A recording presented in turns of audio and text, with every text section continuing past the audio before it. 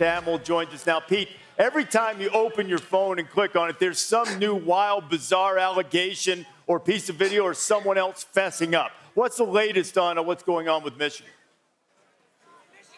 Yeah, Reese, the latest development in the Michigan sign-stealing probe came on Friday night. My colleague Dan Murphy interviewed a former Division III coach who said that Connor Stalions, the Michigan analyst at the heart of this probe, paid him to record multiple Big Ten games. Stalions, of course, has been suspended with pay as the NCAA investigates whether Michigan broke NCAA rules to steal signs. NCAA rules make it clear that both scouting the opposition in person and using electronics to steal signs is illegal. ESPN reported this week that Stalions has bought tickets to at least 35 games in 17 stadiums the last 3 years, including at 12 of the 13 Big Ten schools. NCAA enforcement officials, Reese, were in Ann Arbor this week, and it's a sign of the priority that the NCAA is taking in this case. Okay, the priority, but we know how slowly they move. So kind of a double-barrel question. What does this mean for Michigan this year, and what do you think it means for Jim Harbaugh? Yeah, well, for Michigan this year, looking ahead, Reese, it's important context that this is all unprecedented. The NCAA has never investigated a sign-stealing probe of this scope, and the Big Ten, which has some autonomy here, has never had to contemplate actions mid-season against a team that has the capability to win the national title. So I think this week, looking ahead, the spotlight's going to shift to Big Ten Commissioner Tony Petitti, who has the authority to rule a sportsmanship violation, and then they would need to get a Big Ten panel together to discuss the potential punishments to Michigan. Will that happen this week? No one's sure. As for Jim Harbaugh, this is another issue that he has to face. There's 3 major issues looming over the Michigan program right now. There's the FBI investigation into former assistant Matt Weiss, and then there's the recruiting scandal that has unfolded this year and has already cost Jim Harbaugh 3 games of a self-imposed suspension. Things are piling up at Michigan for Jim Harbaugh, Reese.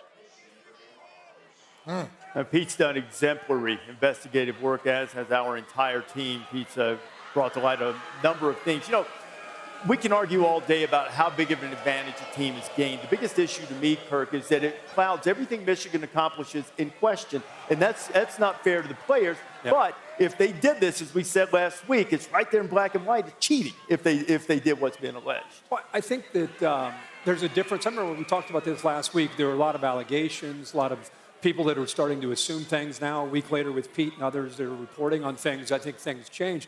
Because I think that I was kind of holding back making any kind of casting any judgment because I want to hear more facts. And so what we know now from what we're hearing from Pete is that there's a big difference between day of the game, looking over, everybody tries to steal signs, and actually putting a system together where you travel to the opposing teams that you're going to be playing and you're videotaping the sideline. Like, I don't know how you put that together. You go back to Ann Arbor and you match the film with what you learned. I don't know how it actually gets accomplished.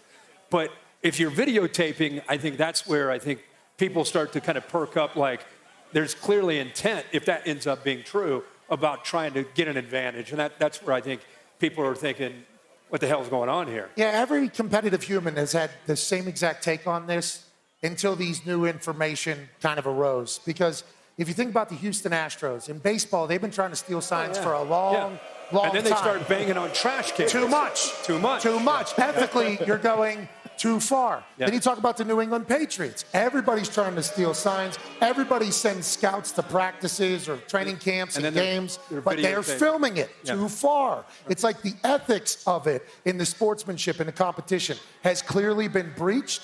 And I believe if you think about the hamburger thing that the NCAA hasn't even ruled on, then you think about this ethically wrong thing about filming, cheating. With modern technology, too, they might be able to figure out what these signs are, literally just plug it into an AI, and it's out the other side. And then also with this FBI computer hacking thing that's going on, feels like all signs are bad. And we might be looking at Jim Harbaugh's last year as a Michigan Wolverine head coach. And it's absurd to think about with how great their team is and where they've been these last few years. Yeah, it seems like that's what someone's trying to make happen. Like they're trying to get Jim Harbaugh out of college football, get him away from Michigan. But you mentioned about the sign stealing, and Connor he admitted himself that he first started to steal signs, or don't even call it stealing signs. Like, you decode signs that you see from television. Like, that's how he started. And this is a guy who had a big obsession with becoming Michigan's head coach. He wrote like a 500-page manifesto on his plan to become Michigan's head coach. And then he went out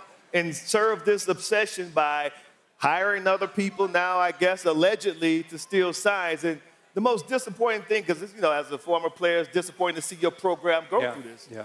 But the flip side is it takes so much attention away from what's going on the field. Like, these players are having an outstanding season.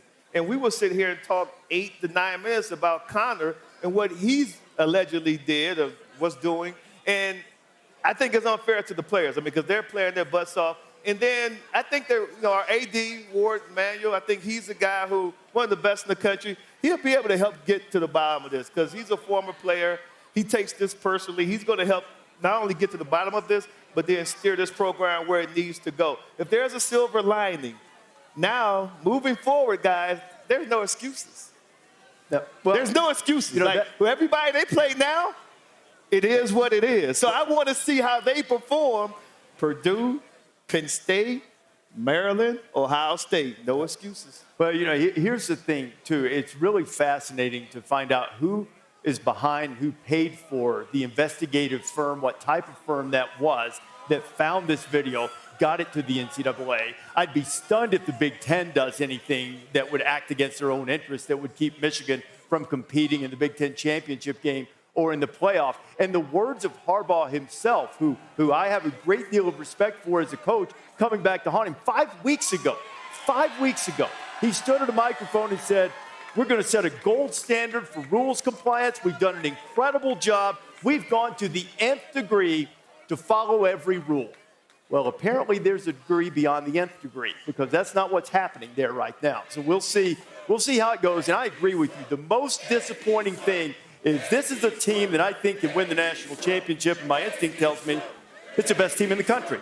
Can they handle the scrutiny that they're going to get? Then they are going to get from this point forward for the rest of the season. So Michigan off this week. Hey, that's a big deal. That's a massive. Give me something.